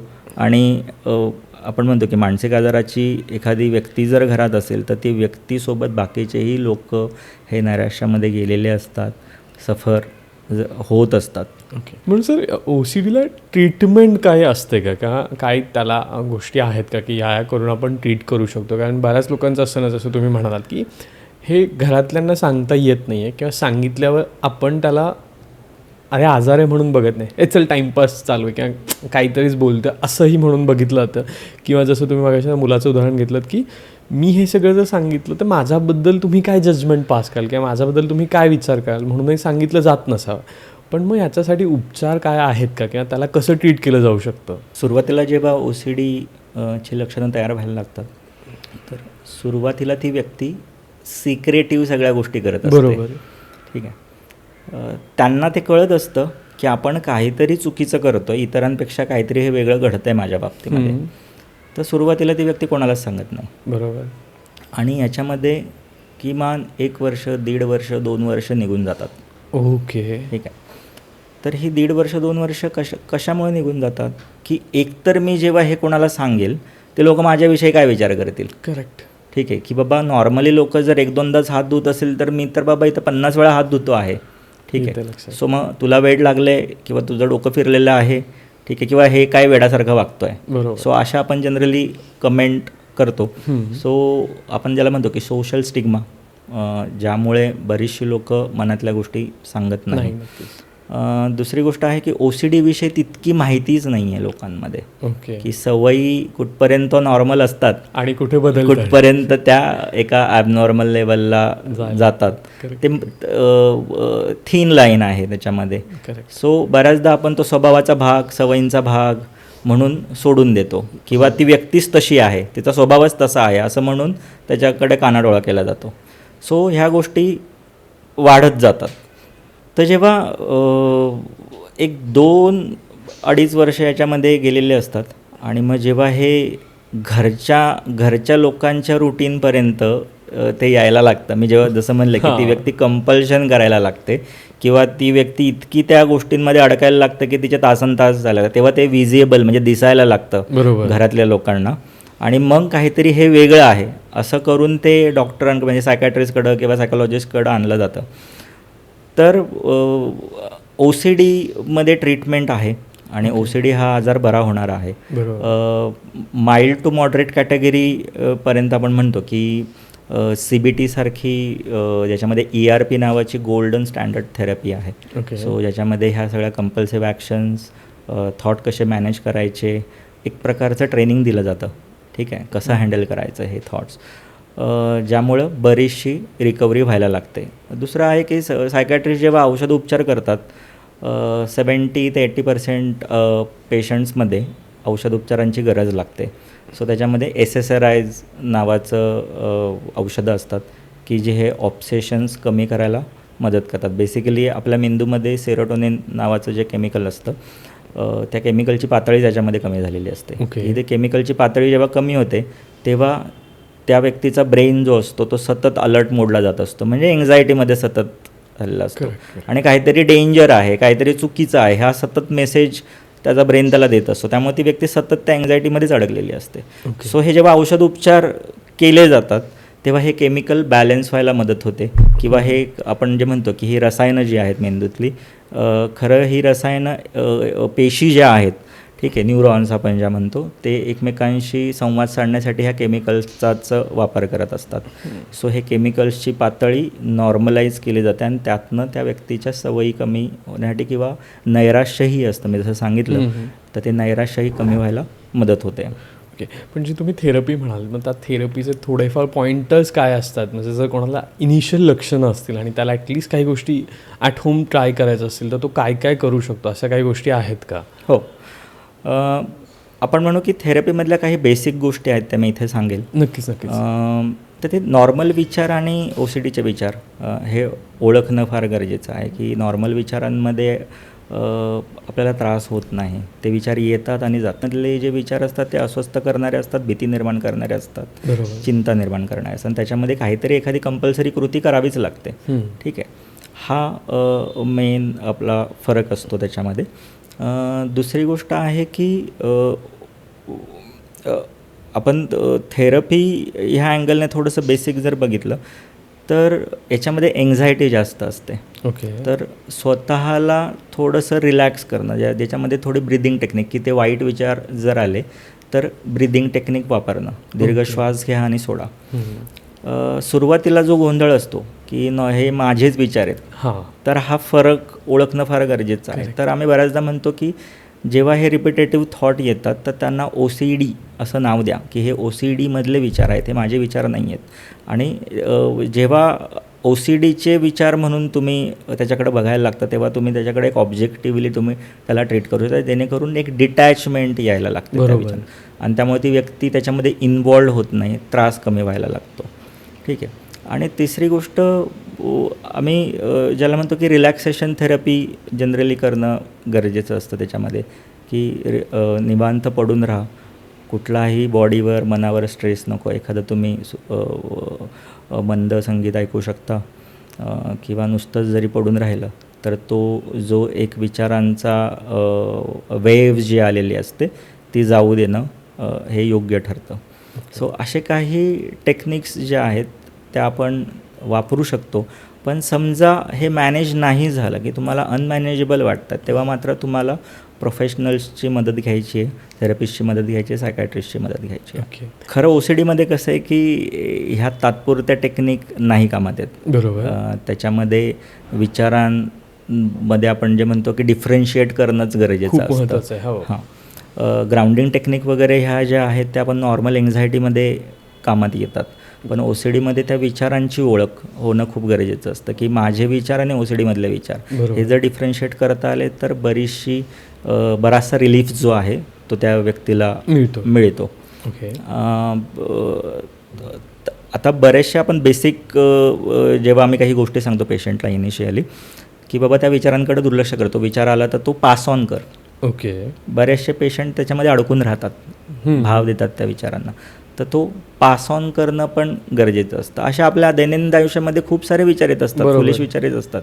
खरं तर प्रत्येक व्यक्तीला त्याच्या पूर्ण आयुष्यामध्ये कधी ना कधी OCDचा थॉट, डाऊट्स, विचार आलेला असतो. ठीक आहे. पण आपण आपल्याकडं ती एक नैसर्गिक क्षमता जी असते की आपण त्या अनावश्यक विचारांना आपण किती भाव द्यायचा आणि नाही द्यायचा हे आपण ठरवू शकतो. बरोबर. पण जेव्हा हे OCDकडे वळतं तर तिथं ही क्षमता कमी झालेली असते. पण आम्ही परत ते पेशंटला सांगतो की ती जी क्षमता जी आहे ती कमी झालेली आहे ती परत वाढवण्यासाठी प्रॅक्टिस खूप महत्त्वाची आहे. तर कुठलीही जेव्हा तुम्ही सवय म्हणजे प्रॅक्टिस करता एखाद्या टेक्निकची तर त्याचा निश्चितच उपयोग होतो. तर सर OCD बोलतो आहे आपण खरं तर, पण मग OCDमध्ये हे जे थॉट प्रोसेस आहे हे सगळं आहे, तर नेमकं मेंदूमध्ये असं काय गोष्टी घडतात जेणेकरून हे सगळं येतं आहे? आता मेंदू ही खरं खूप कॉम्प्लेक्स गोष्ट आहे. नक्कीच. पण आपण जेव्हा OCDच्या बाबत जर विचार करायला गेलो तर नेमकं काय घडतं आतमध्ये, तर बेसिकली CSTC नावाचा एक पाथवे असतो. ओके. ठीक आहे. एक पॅटर्न तयार झालेला असतो ज्याच्यामध्ये आपण म्हणतो की ज्या विशिष्ट मार्गामध्ये बिघाड तयार व्हायला लागतात. ओके. ठीक आहे. आणि मेंदूचा हा जेव्हा विशिष्ट मार्ग बिघडायला लागतो म्हणजे एक प्रकारचं ते सर्किट असतं की जे अतिसक्रिय झालेलं असतं याच्यामध्ये, आणि आपण ज्याला म्हणू की एक अडकलेला रेकॉर्ड प्लेअर. ओके. जेव्हा एखादा रेकॉर्ड प्लेअर अडकतो तर तेच गाणं, तेच आपल्याला संगीत, ते रिपीट आणि ते इरिटेटिंग पण असतं. सो हे असंच अडकलेलं रेकॉर्ड प्लेअर आपण म्हणूया की जेव्हा त्याच्या त्या पाथवेजमध्ये तो बिघाड व्हायला लागतो. ऑर्बिटल कॉर्टेक्स नावाचा एक भाग असतो की जेव्हा हा भाग अतिसक्रिय होतो किंवा अलर्ट मोडला जातो, तेव्हा काहीतरी चुकीचं आहे असा तो एक संदेश द्यायला लागतो. आणि जेव्हा काहीतरी चुकीचा संदेश असा जो तो इशारा द्यायला लागतो, फॉर एक्झाम्पल तुझे हात घाण आहेत, ठीक आहे, हा संदेश तो खूप जास्त प्रमाणात द्यायला लागतो. आणि ज्यामुळे हा संदेश सतत दिल्यामुळे काय होतं की त्या व्यक्तीला ते हात घाण झालेले आहे आणि मग आता आपल्याला हात धुवायला पाहिजे, ठीक आहे, असं ते वाटायला लागतं. काउडेट न्यूक्लियस नावाचा एक छोटासा आपण म्हणू की जसा सी आकाराचा एक मेंदूतला भाग असतो, जो सामान्यतः त्याचं काम आहे की आपल्या मनातले मेंदूतले जे अनावश्यक विचार जे आहेत त्याला फिल्टर करणं. बरोबर. एक आपण म्हणू की इनविजिबल फिल्टर. आपण वॉटर प्युरिफायरमध्ये फिल्टर्स बघतो, ठीक आहे, ते आपण बदलू शकतो, मेंदूचे नाही बदलू शकत आपण फिल्टर. सो हे स्लो डाऊन झालेलं असतं किंवा याचं क्रिया करणं जे असतं ते बंद झालेलं असतं, ज्यामुळं काय होतं की सगळे अनावश्यक असलेले विचार जे आहेत ते धडाधड त्या माणसाच्या मनाच्या पटलावर आदळायला लागतात. त्यामुळे त्याला ते चूज करणं कठीण होतं की कुठला विचार मला सोडायचा आहे आणि कुठला विचार ठेवायचा आहे, ठीक आहे. त्यामुळं आपण म्हणतो की ते धोक्याचे विचार सतत वाहत राहिल्यामुळं, ठीक आहे, त्या व्यक्तीच्या मनाचा गोंधळ व्हायला लागतो.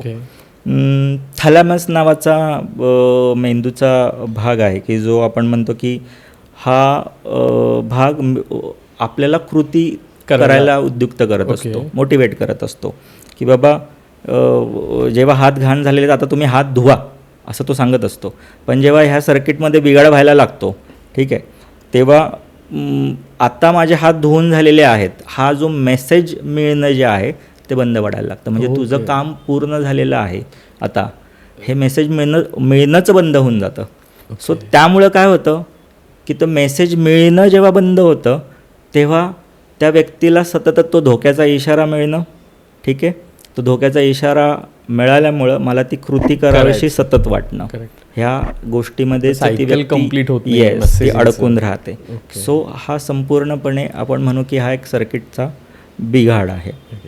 पण सर आता जर मी विचारलं की इतक्या लेवलला जर होत असेल तर मग OCDमुळे पॅनिक अटॅक किंवा अशा काही सिच्युएशन येतात का, किंवा तुम्ही असं काही बघितलं आहे का? पॅनिक अटॅक खूप कॉमन असतात OCD ह्याच्यामध्ये, कारण की हा एन्झायटीशी रिलेटेड आजार आहे OCD. म्हणजे आपण एन्झायटी नॉर्मल कधी म्हणतो की जेव्हा ती एखादी कृती करण्यासाठी आपल्याला मदत करत असते, परफॉर्म करण्यासाठी, पण जेव्हा ती एन्झायटी अनहेल्दी व्हायला लागते, ठीक आहे, त्याच्यामध्ये फिअर डेव्हलप व्हायला लागते, तेव्हा व्यक्ती आपले विचार आणि इमोशन्स मॅनेज करू शकत नाही आणि ज्यामुळं आपली पॅरासिम्पथेटिक सिस्टीम जी आहे ती ओव्हर अलर्ट मोडला जाते आणि ती यंत्रणा इतकी फास्ट काम करायला लागते की ज्यामुळं ती व्यक्ती आपण म्हणू की रॅशनल विचार करू शकत नाही, अनावश्यक भीतीमध्ये ते अडकायला लागते आणि आपण ज्याला फायनल जे आउटपुट जे म्हणतो की त्याला पॅनिक अटॅक यायला लागतो. सो OCDमध्ये पण असे अवास्तव भीतीदायक विचार जे असतात ते खूप असतात आणि जेव्हा तू ते मॅनेज करू शकत नाही, ते ठरवू शकत नाही कुठले रॅशनल, कुठले इरॅशनल, कुठले रिअल, कुठले अनरिअल, कारण की ते अनरिअल विचार पण त्याला ते रिअलच वाटत असतात आणि ज्यामुळं त्या बॉडीचा, मनाचा जो रिस्पॉन्स असतो तो पॅनिक अटॅकच्या स्वरूपामध्ये असतो. OCD आणि परफेक्शनिस्ट यांच्यामध्ये काय थिन लाईनचा डिफरन्स आहे सांगितलं तर आवडेल सर.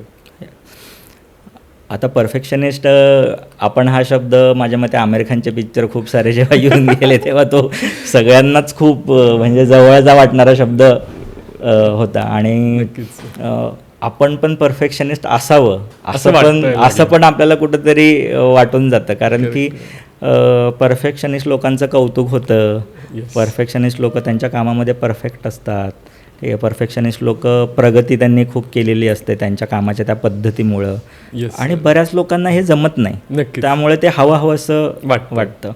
तर परफेक्शनिस्ट असणं काही वाईट नाही आहे, काही चुकीचं नाही, तो स्वभावाचा एक भाग आहे. पण मी असं म्हणेल की ते परफेक्शन जेव्हा इरॅशनॅलिटीकडे जायला लागतं, ठीक आहे, म्हणजे आता फॉर एक्झाम्पल हा माईक आहे आणि याला विशिष्ट अँगलमध्ये ठेवलेलं आहे, पण मला असं वाटतं की हा अँगल चुकीचा आहे, तो थोडासा काही अंशी थोडासा असा नीटच असला पाहिजे. येते ठीक आहे, लक्षात. पण माझ्या टेक्निकल टीमला वाटते की नाही बाबा हे असंच असलं पाहिजे आणि मला वाटते की हे असं असलं पाहिजे. Correct. सो तिथं खूपदा आपण म्हणतो की वादविवादांचे प्रसंग तयार व्हायला लागतात.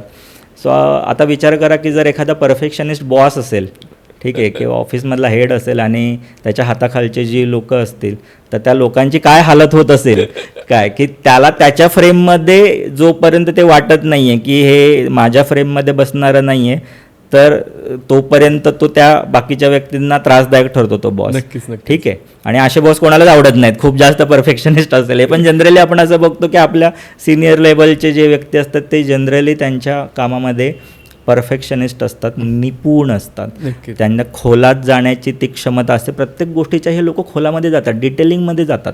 ठीक आहे, कारण की त्यांचा मेंदू जो आहे तो त्या पद्धतीने बनलेला असतो.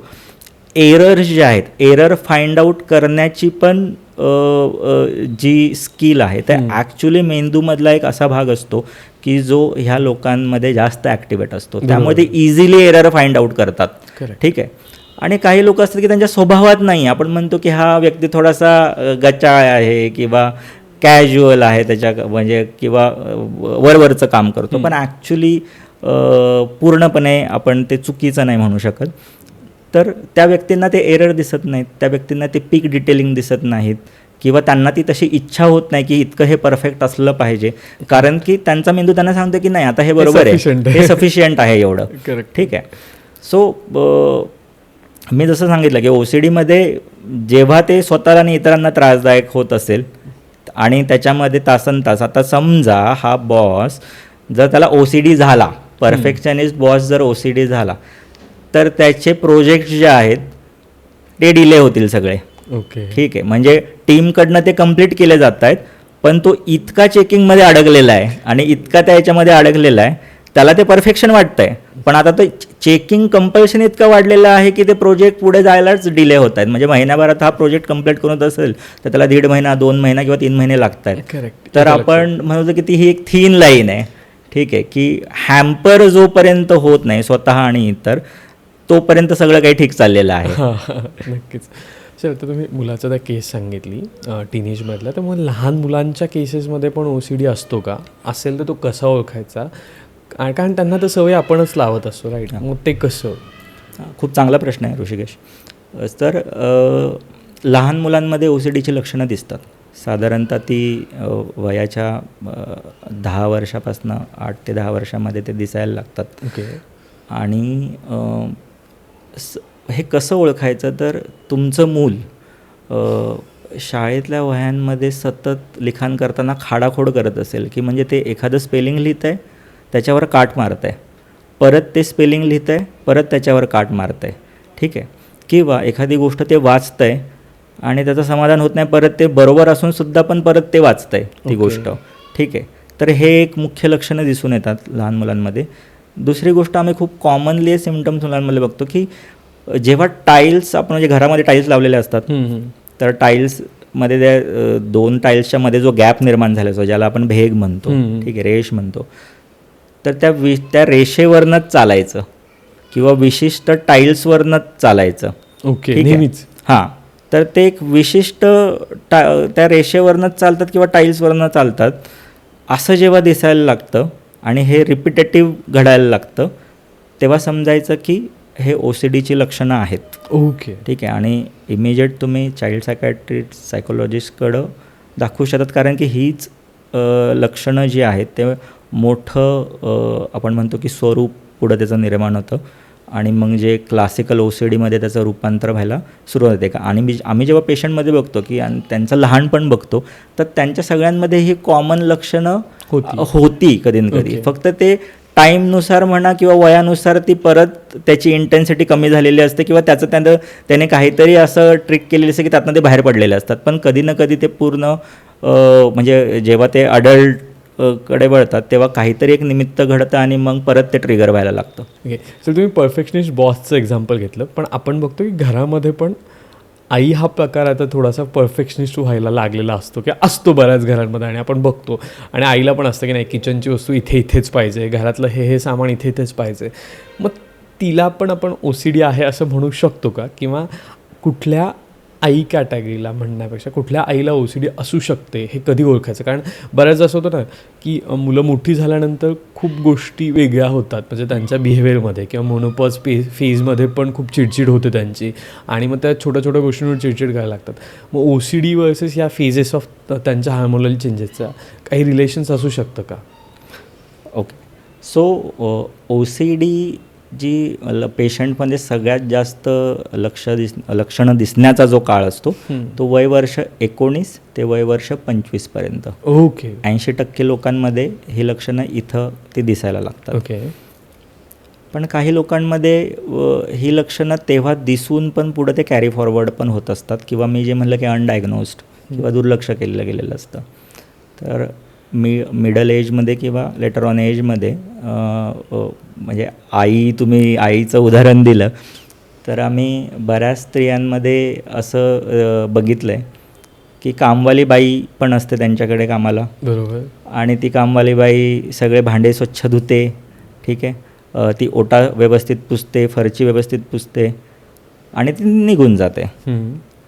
पण ही जी आई असते ना, तिला ते अस्वस्थ करणारं असतं की तिला ते काही पटलेलं नसतं. करेक्ट. तिच्या मनामध्ये ते काहूर माजलेलं असतं की हे काही स्वच्छ झालेलं नाही आहे. तर आम्ही बऱ्याच स्त्रियांमध्ये असं बघतो की ते भांडे परत धुतात, परत ओटा धुतात आणि परत फरची पुसतात. आणि ही त्यांचं रोजचं असतं, त्यांच्या घरच्यांसाठी पण ते रोजचं असतं, ठीक आहे. जेव्हा ते हे अति व्हायला लागतं, त्याच्यातच व्यस्त असायला लागतात, तेव्हा घरचे घेऊन येतात, मोस्टली सुना घेऊन येतात की आमच्या सासूबाईंना काहीच पटत नाही, कोणाच्याच हातचं पटत नाही. तर आमची कामवाली बाई तिच्याही हातचं पटत नाही आणि आता हे अति झालेलं आहे, ठीक आहे. आणि आम्हालाही हे त्रासदायक ठरतं. मग ह्या सगळ्या तक्रारी घेऊन जेव्हा ते येतात तेव्हा ते लक्षात येतं की तो फक्त कामाचाच भाग तो सुरुवातीला होता, ठीक आहे, की जे काही किचनच्या जबाबदाऱ्या की वर्षानुवर्ष मुलांचं ते करत आलेले असतात, हजबंडचं करत आलेले असतात, कुटुंबाकडे लक्ष दिलेलं असतं. पण मी जसं म्हणलं की एक नैराश्याचा भाग पण रोल प्ले करत असतो त्याच्यामध्ये. तर बऱ्याच ह्या स्त्रियांना नैराश्य असतं कुठल्या ना कुठल्या कारणांमुळे, ट्रॉमा असतो, इमोशनल ट्रॉमा असतो आणि फिअर डेव्हलप झालेली असते कुठल्या तरी कारणांमधनं. ओके. आणि जेव्हा हा OCDचा आजार हा छुप्या पद्धतीने ह्या नैराश्यासोबत एंटर करायला लागतो, ठीक आहे.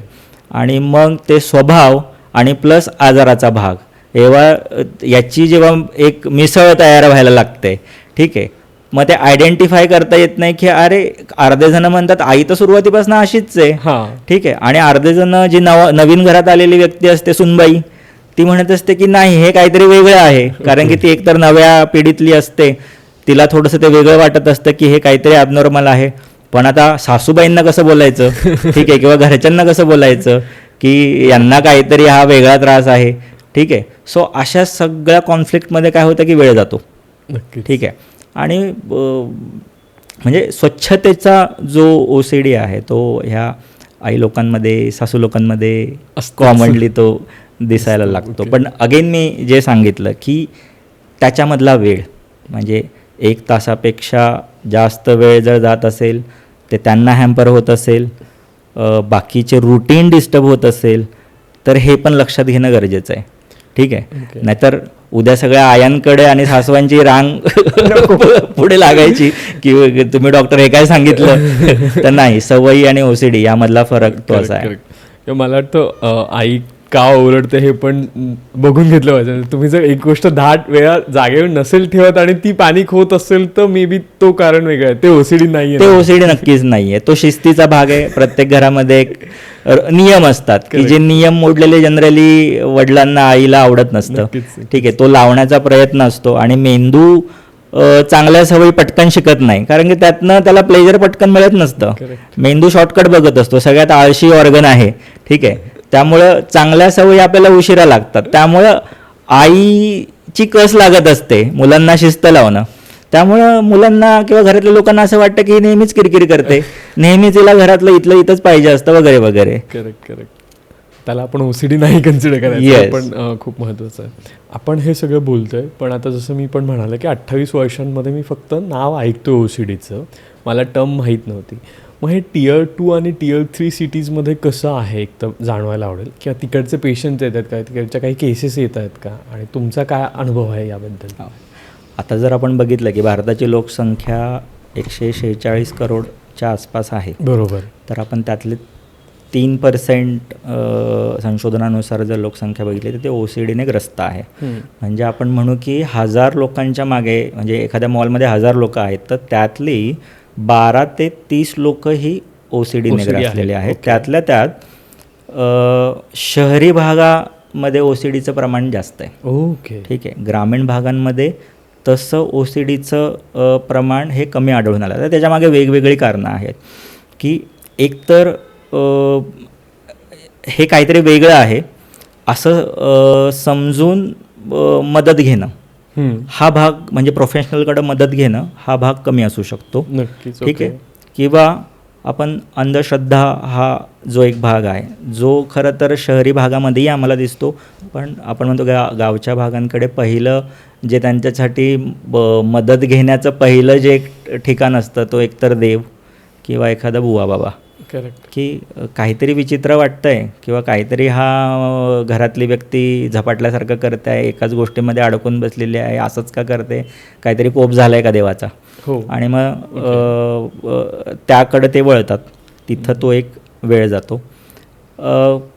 OCDमध्ये माइल्ड स्वरूपाचं जेव्हा लक्षणं असतात की म्हणजे अगदी काही लोकांमध्ये आम्ही असं बघितलेलं आहे की देवळात देऊळ दिसलं किंवा देव दिसला किंवा फोटो दिसला तर त्या व्यक्तीला नमस्कारच करावा असं वाटतं. कारण की मी नमस्कार जर नाही केला तर बाबा तो देव माझ्यावर रागवेल. ठीक आहे. त्यामुळं त्या व्यक्ती गाडीतनं जाताना, बसमधनं जाताना, चालत जाताना जिथं जिथं कुठं देवळं दिसेल तो बाबा आपलं प्रामाणिकपणे सगळीकडे नमस्कार करण्यामध्ये गुंतलेला असतो. ओके. पण काहीतरी गोष्टी म्हणजे लोक समजावत असतात, घरातले समजावत असतात किंवा धार्मिक असे काहीतरी रिच्युअल्स केले जातात की ज्यामधनं त्या व्यक्तीला एक लेडगो पण मिळू शकतो, एक समाधान मिळू शकतं की आता कदाचित हे कमी होईल, किंवा तो स्वतःला असं काहीतरी लर्निंग देतो की ज्यामध्ये ह्या सवयी कमी व्हायला लागतात. पण मोस्टली केसेसमध्ये आम्ही असं बघतो की OCDमधले ज्या सवयी आहेत त्या मी नेहमी असं पेशंटला असं म्हणतो की आज जर तुम्हाला अमुक अमुक सवय आहे तर उद्या ती कपडे बदलून दुसऱ्या वेषांतर करून येणार आहे. ओके. म्हणजे देवाविषयी जर तुम्हाला भीती वाटते आहे, ठीक आहे, तर उद्या ती वेषांतर करून उद्या तुम्हाला घाणीविषयी पण तुम्हाला भीती दाखवेल. ठीक आहे. तर ते तसं हमखास घडलेलं असतं. म्हणजे OCDची एखादी 2 वर्षापूर्वीची सवय जर मला देवाविषयी भीती जर वाटत असेल, त्यामध्ये मी सतत अडकत असेल, तर 2 वर्षानंतर त्याच लक्षणांची ती इंटेन्सिटी असेलच असं नाही आहे. ओके. ती ॲटोमॅटिक कमी झालेली असू शकते किंवा त्या व्यक्तीने काहीतरी मॅनेज करून ती कमी केलेली असते. ठीक आहे. पण जेव्हा आम्ही दुसरा भाग बघतो की इतर कुठं अजून सवयी आहेत का, तर ते त्याचं रूपांतर दुसऱ्या सवयींमध्ये झालेलं असतं. म्हणजे तो आपण म्हणतो की एका गोष्टीमधनं बाहेर पडून दुसऱ्या गोष्टीमध्ये अडकलेला असतो. ओके. तर बेसिकली हे लोक सवयींचे गुलाम झालेले असतात. ओके. ठीक आहे. म्हणजे त्या सवयी इतक्या त्यांना महत्त्वाच्या वाटतात आणि त्या इतक्या मजबूर करतात त्यांना, मनाविरुद्ध जरी ते वाटत असलं, आनंद जरी मिळत नसला, पण ती जी अनावश्यक निर्माण झालेली भीती आहे, तात्पुरतं त्यातनं रिलीफ मिळावा म्हणून ती कृती सतत करत राहतात. ठीक आहे. आणि आपण म्हणतो की त्यातनं स्वातंत्र्य हिरावून जातं, जगण्यातलं स्वातंत्र्य हिरावून घेऊन जातं. आणि मग आपण अशा व्यक्तीला गुलामच म्हणणार. करेक्ट. ठीक आहे. कारण की आपण जेव्हा नॉर्मल लोक बघतो की किती स्वच्छंदपणे फिरत असतात, इझिली वडापाव खात असतात, इझिली एखाद्या गोष्टींमध्ये फिरत असतात, कोणाच्या घरी बसत असतात, ठीक आहे, हात न धुता काहीतरी खात असतात. ठीक आहे. हे स्वातंत्र्य आहे. ठीक आहे. हे पण आपल्याला कदाचित आपण त्याच्याकडं खूप जागरूकपणे नाही बघत की अरे ह्या छोट्या छोट्या गोष्टींचाही किती आनंद आहे की मी हे सगळं इझिली करू शकतो. पण मी असं म्हणेल की जेव्हा तुम्ही OCDच्या रुग्णांना जर विचाराल किंवा त्यांचा अनुभव तुम्ही पाहाल तर तुमच्या लक्षात येईल की आपण जे जगतोय ते किती क्वालिटीवालं आहे. म्हणजे पैसा पाणी वगैरे असणंच तेव्हाच Quality नाही. काही क्वालिटी असेल असं नाही आहे. तर नॉर्मल रुटीन असणं, ठीक आहे, हे पण खूप महत्त्वाचं आहे की मला कुठलीही फिअर नाही आहे ते नॉर्मल रुटीन करताना. तर हे पण एक क्वालिटीचंच जगणं आहे. ठीक आहे. सो आपण म्हणू की गावातले जी लोकं आहेत हल्ली मानसिक आजाराच्या बाबत बऱ्यापैकी लोकांमध्ये अवेअरनेस यायला लागलेला आहे. किंवा एखादी गावातली व्यक्ती ठीक झालेली असते मानसिक आजारातनं, ती OCDमधनं असतेच असं नाही आहे. पण ते एकमेकांना सांगत असतं की बाबा मी अमुक अमुक डॉक्टरकडे गेलो होतो आणि मला बरं वाटलं होतं. तर हे काहीतरी मला वेगळं वाटतंय, मानसिकच वाटतं, तर तुम्ही पण जाऊन बघा, तुम्हालाही बरं वाटेल. ह्या विश्वासाने लोक येतात. ओके. ठीक आहे. सो त्यातनं बरेही होतात ते. ठीक आहे. आता जसं आपण म्हणलं की सिमेट्रिकल, चेकिंग, इंट्रुझिव्ह थॉट्स, कंटामिनेशन, हे आपण कॉमन OCDचे प्रकार बघतो. हो. पण असे काही OCDचे प्रकार असतात की ज्याला आपण नावच देऊ शकत नाही, ज्याला आपण Okay. मिसेलनियस ऑब्सेशन पण म्हणतो. ओके. ठीक आहे. तर एक पेशंट येतो माझ्याकडे आणि तो आला की तो उभा राहतो, काही सेकंद तसाच उभा राहतो. आणि मी त्याला जेव्हा बस म्हणतो तेव्हा तो अत्यंत घाबरलेल्या अवस्थेमध्ये असतो की आता सरांनी बसायला सांगितलेलं, तो मग कदाचित माझ्या भीतीने की आता सरांनी सांगितलेलं की आता बसा. आणि मग जेव्हा तो बसतो आणि मग तो काही सेकंद लाईटाकडे बघतो. ओके. हे त्याचं नेहमीच आहे. म्हणलं काय झालं, लाईटाकडे का बघतोयस? तो म्हणतो नाही, वो ब्लिंक हुआ है कि नहीं मैं देख रहा था. म्हणलं क्यों? तो म्हणतो अगर वो ब्लिंक हो गया तो मैं टाइम के पीछे चला जाऊंगा. ओके. म्हणजे त्याचं ऑब्सेशन जे आहे त्याला असं वाटतं की ह्या म्हणजे आत्ता मी जी कृती केली की मी येऊन बसलो आणि जे आता लाईट सुरू आहेत त्याच्यामध्ये आता बदल नको व्हायला, आणि त्याच्यामध्ये जर बदल झाला तर मी टाईमच्या मागे जाणार आणि ते मला सहन नाही होणार. ओके. ठीक आहे. सो जेव्हा तो माझी रूम सोडून बाहेरच्या रूममध्ये जातो तेव्हा त्याला ती पहिलेसारखी कृती परत करावीशी वाटते, कारण की तो पॅटर्न मला सेम तिथं करायचा असतो. कारण की मी वेगळा पॅटर्न जर निवडला तर अगेन मला काहीतरी होईल. मी जे म्हणलं की एक तर मी टाईमच्या मागे पडून जाईल किंवा माझ्या बाबतीत काहीतरी वाईट घडेल.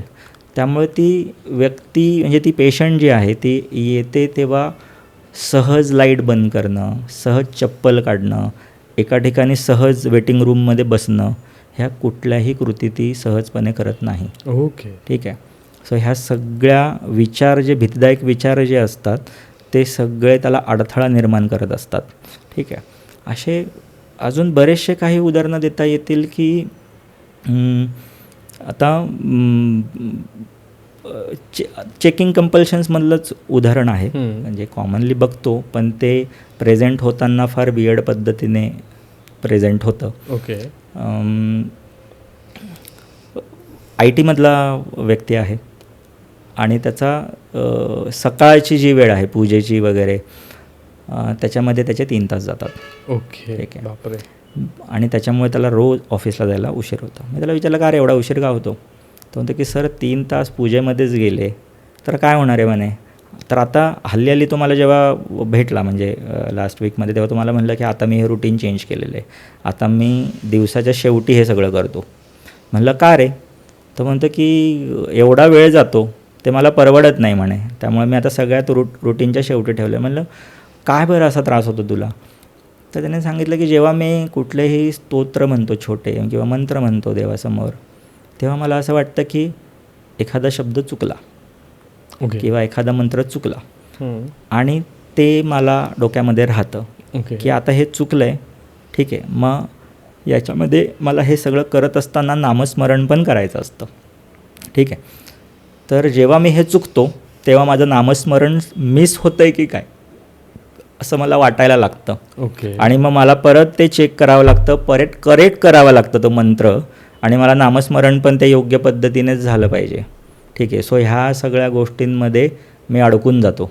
सो असे माझे 3 तास काय माझे त्याहीपेक्षा जास्त वेळ लागतो. कोविडच्या काळामध्ये मी एक केस बघितली होती. ओके.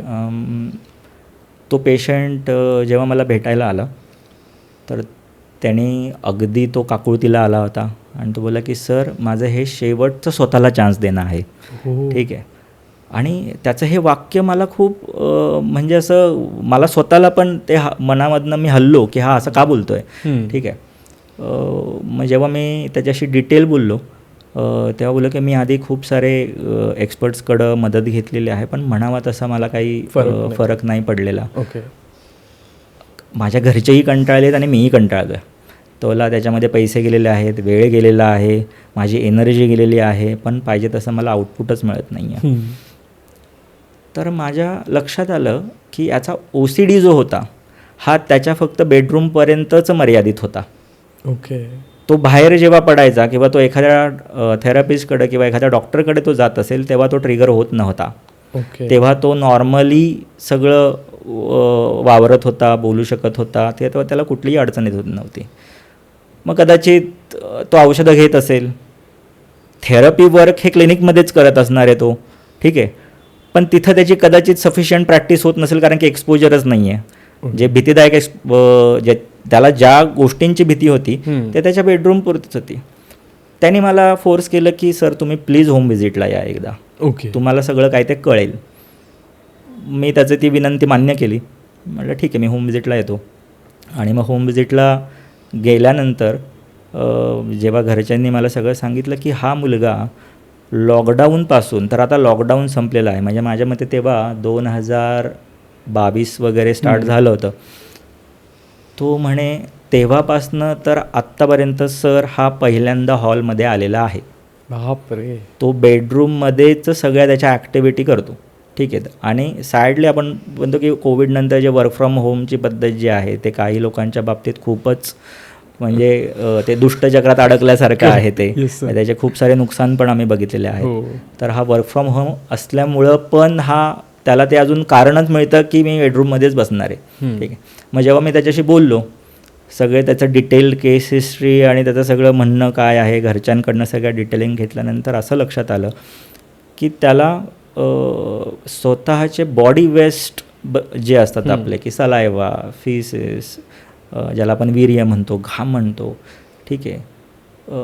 जे बॉडीली वेस्ट असतात त्याबद्दलची त्याला किळस होती. ठीक आहे. त्यातल्या त्यात त्याला वीर्याबाबत, स्वतःच्या वीर्याबाबतच किळस उत्पन्न झाली होती. मी जेव्हा त्याला विचारलं की ही वीर्याबाबत कशी काय तुला किळस उत्पन्न झाली, तर तुला की लॉकडाऊनमध्ये भरपूर वेळ होता. ठीक आहे. तर बरेचसे पॉर्न बघितले जायचे, अति हस्तमैथुन व्हायचा, मास्टरबेशन व्हायचं आणि कामाच्या ठिकाणी पण ताण होता.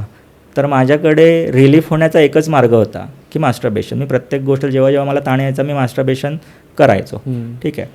सो ही सवय तो बोला इतकी वाढत गेली आणि एक दिवस माझ्या मनामध्ये असा थॉट येऊन गेला की हे वीर्य घाण जे आहे ते किती घाणेरडं असू शकतं आणि याचा जो हाताला माझ्या लागत असेल ते कुठेतरी बेडशीटला लागत असेल, कुठेतरी बाथरूममध्ये लागत असेल, मी किचनमध्ये वावरत असेल. खरं तर तो हात वगैरे धुवूनच सगळं वावरत होता, पण त्याला वाटलं की ते वीर्य घाण आहे आणि ते इतरांना पण हॅम्पर करत असणार आहे. त्या दिवसापासून त्याला तो गिल्ट निर्माण झाला की माझ्यामुळं माझे आईवडील पण सफर होत आहेत, तर मी आता बेडरूममध्येच राहिलं पाहिजे.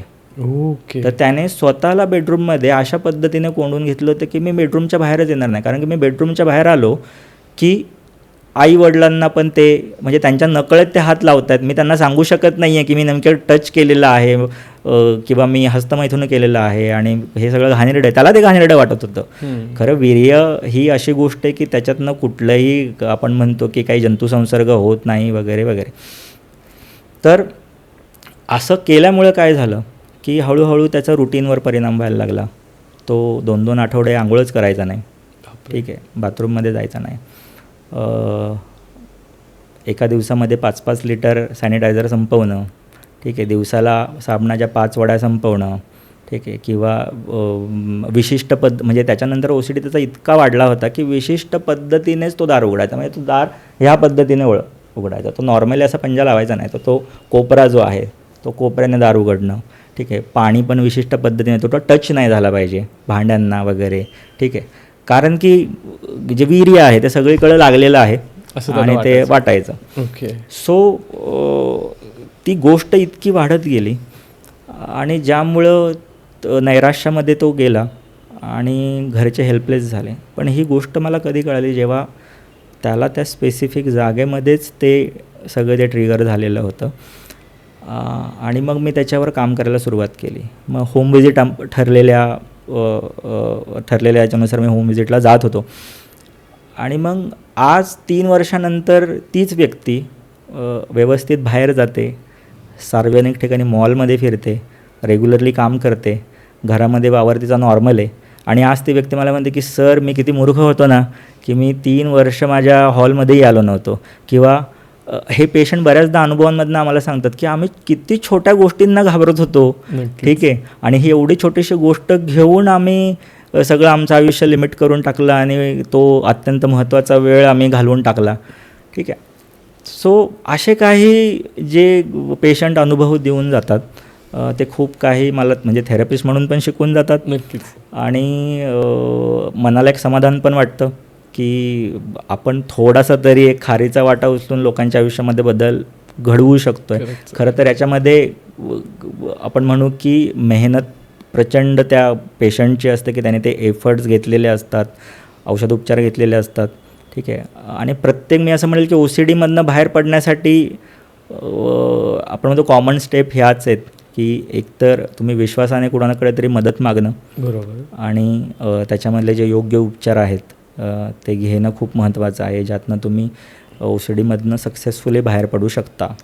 नक्कीच. तर म्हणजे हे नक्कीच खरं आहे की मानसिक आजार असेल तर सगळ्यात पहिली विश्वास दाखवून एखाद्याला मदत मागणं हीच महत्त्वाची स्टेप आहे. कारण विश्वास नसल्यामुळे ते बोललं जात नाही कोणासोबतच, शेअर केलं जात नाही आणि मग त्याच्या एक्स्ट्रीम लिमिट होतात, मग लोक तुम्हाला वेडे ठरवतात. पण त्याच्या आधीच तुम्ही कोणावर विश्वास दाखवून बोललात तर कुठल्याही मानसिक आजाराची स्टेज मला वाटतं खूप लवकर रिकवर होते. करेक्ट. विजय सर, तुमचं खरंच खूप खूप धन्यवाद. तुम्ही इथे आलात आणि आम्हाला OCD या शब्दाचा खरंच अर्थ सांगितला. कारण बऱ्याचदा तो शब्द ऐकण्यात येतो, पण ॲक्च्युली काय आहे किंवा कशाला OCD म्हटलं पाहिजे तेही आपण बघितलं पाहिजे. माझी प्रेक्षकांना किंवा बाकीच्यांना विनंती आहे जे बघतात हा पॉडकास्ट, नॉर्मल सवयी असतील तर प्लीज त्यांना OCD नका म्हणून. त्या सवयी आहेत तुमच्या आणि खरंच काही OCD असेल तर त्याला OCD म्हणत. कारण त्याच्यामुळे पण जनरली त्याचं बायफर्गेशन किंवा त्याचा इम्पॅक्ट, त्याची इंटेन्सिटी आपल्याला कळत नाही. आपण जनरली खूप सहज गोष्टी वापरून जातो, पण ॲक्च्युली त्याचं इंटेन्सिटी काय किंवा ते एखाद्या व्यक्तीला पर्टिक्युलरली किती त्रासदायक असू शकते हे आपल्याला कळत नाही. आणि मग त्याचा जो म्हणतो ना मानसिक आजारांचं आपलं दुर्लक्ष होतं ते होऊ शकतं.